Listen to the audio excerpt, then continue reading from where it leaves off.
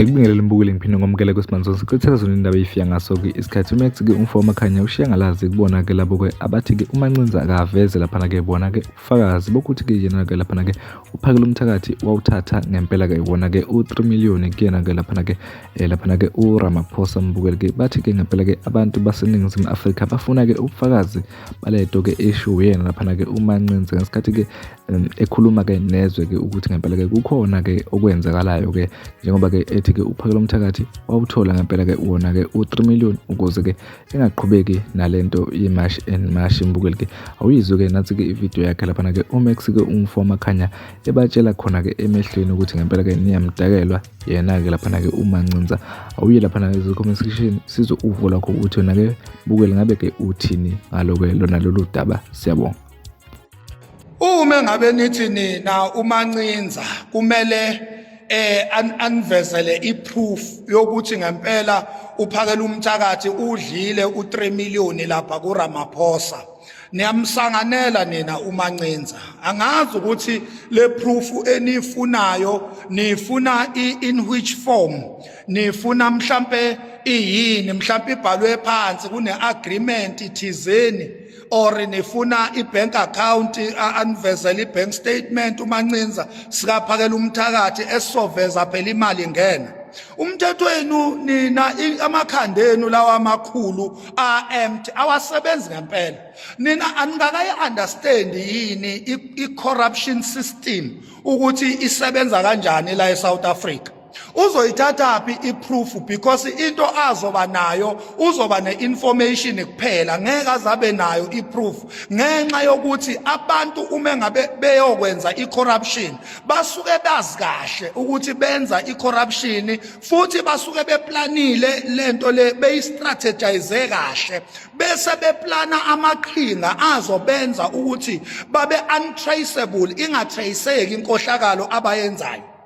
uPhakela Umthakathi kuyaziwa ukuthi vele uyidlile imali kaRamaphosa and uyidle cash imali kaRamaphosa, akayidlanga ingena ebank kuthiwa kune traceable thing ezotracewa mhlawumbe kubhekwe ama-bank statement. Umsangano lo enushoyo enilonimi ngawo nina ingcela mthondo yekaPhakela Umthakathi uma ngabe nithi uMancinza akakhipha ubufakazi akakhipha iproof, uzoyikhipha eyithathaphi iproof ngoba iproof uyena kanye nofakazi bakhe abafakaza ngento abayaziyo.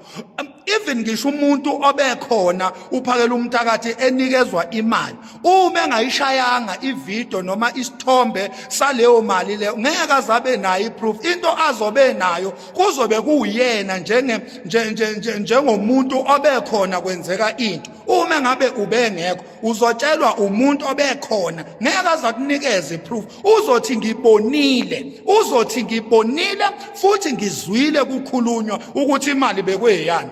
So eyani le proof enifunayo? Iproof enjani le nifunayo nina? Niyasangana nina. Anazi ukuthi isigebengu mengabe siyogebenga siqale sisethe isecurity kuqala ukuthi sizoyivikela kanjani uma kwenzeka sibanjwe. Njoba uPhakela Umthakathi esebanjiwe nje already beseyisethile isecurity ukuthi yini ezomvikela uma kwenzeka liqhuma ibhomu.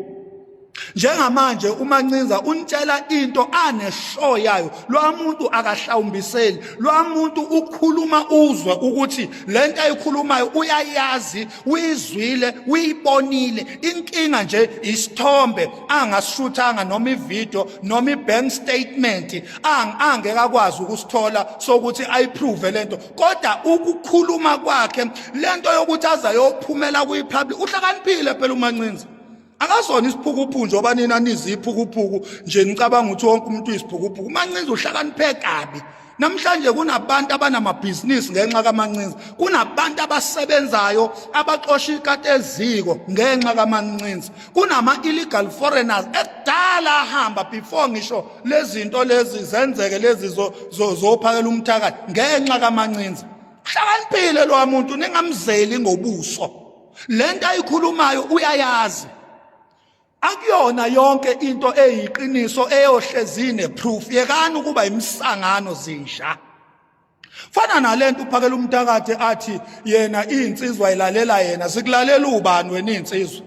KwaZulu vele thina KwaZulu sine nature nje yokulalela, sine nature ye discipline. KwaZulu thina vele okhokho bethu bashiya sihlonipha, bashiya sine discipline. Uma usibona sithoba, sisuke singathobeli wena, sisuke sithoba ngokwe nature yethu yokuthi singamaZulu futhi sifundisiwe intobeko. Asilaleli wena, silalela umuntu ophambi kwethu ekuthiwa akasihole. Kodwa ukulalela yinto esinayo vele before wena usihole. Akuwena osifundise ukuthobeka. Akhontelezi ozidlela yona ukuze sikuthobele. Thina sidla inteleze engaphezulu kwale yakho. Into thina esithobelayo zinyandezulu okhokho bethu abasishiya nentobeko. KwaZulu vele thina sinenhlonipho, siyazithoba. Thina umuntu ubona sesimshaya KwaZulu, asinawo amasayini thina okushaya umuntu. Asinawo amasayini thina okushaya umuntu. Umuntu uzwa ngeke esiphundu njengenyoni la kuthina. Indlela nje esithobeke ngayo, indlela esihlonipha ngayo, umuntu uzwa sesimsula ngogesi wempama, umuntu ubona sesimqhumisa ngevolovolo. Thina asinayo lento yokuthi sizidlwangudlwangu thina. Cha, thina KwaZulu siyahlonipha. Ingakho khona into ekuthiwa induna yeyinsizwa kuba insizwa eyodwa nje ezolawula inqwaba yeyinsizwa ezidle ugologo nenteleze eziphethe izikhali nezibhamu nemkhonto nezindungu. Hayi wena othi awufuni isiphathe izibhamu osicontrolayo ukuthi siphatheni. Induna yeyinsizwa isihola siphethe yonke inhlobo yezikhali ezilimazayo, sibuye singalimazanga umuntu. Uma kwenzekile kwaba nomgangela kube yinto umdlalo emnandi engenanzondo. KwaZulu thina sinentobeko ngisho sesilwa. Thina sihlonipha ngisho sesilwa KwaZulu kuthi umgangela ngisho insizwa seyivuza igazi ivuke lapho ithoba insizwa yakwaZulu ihlonipha ngoba sinalento yentobeko KwaZulu. Asilaleli wena phakela umthakathi vele nature yethu ukulalela. Musu kusenza ilima wena usenze into esingeyona, wenze ngazi ukuthi thina KwaZulu sizidlwangudlwangu silalela wena ngoba une super power. Musa nje ukusidakela. Ayikho super power wena osilawula ngayo. Ayikho nje super power wena onayo uyishaya isifuba uthi mina insizwa ilalela mina insizwa ihlonipha mina. Uyasidakelwa nje, uyasidakelwa. Awuna super power wena. KwaZulu inature yethu ukuthobelana, ukulalela. Angiphathi kona makuthiwa kunomuntu osiholayo. KwaZulu sinamakhosi, KwaZulu sineyinduna zamakhosi, sibe neyinduna zeyinsizwa. Bonke labantu KwaZulu siyabathobela ngoba lento yokulalela inature kithi. Asilaleli wena, awunayo super power wena, awuyena uGod kithi. You are nothing phakela umthakathi. Yeke usijwayela kabi. You are nothing. You are nothing. Musu kuzenza into ongeyona ndaba. Musu kuyikhukhumeza. Yeke ipride, yeke impakamo. Asilaleli wena. Ubani wena? Uyini wena? Who are you? Who are you? Huh? Who are you? Uthi insizwa ziyakulalela. Ubani wena olalelwa yinsizwa wena? Ubani? Asilaleli wena thina. Ubani wena? Wena umfana nje wakomunye umuzi. Uyabo? Ukuyiposition nje yokuthi sikulandele. Yabo? Happening ukuthi sikulandela nje vele sinalento KwaZulu yokuthoba, sinalento KwaZulu yediscipline, sinalento KwaZulu yokulalela, yokuthoba nje. Umuntu ophambi kwethu siyaye simhloniphe, simnikeze indawo yakhe. Yeka ke ube susigibele emakhanda, yeka nje ukube susijwayela kabi. Yeka nje ube susijwayela kabi, sewuzenza uGod kithi. Yeka nje ube susijwayela kabi phakela umthakathi. Ya, awuyona lento ocabanga ukuthi uyiyona. Awuyona nje. Awuyona nje. Lento ocabanga ukuthi uyiyona, awuyona nje. Nhlobo. Yeka nje ukusigibele emakhanda mfowethu.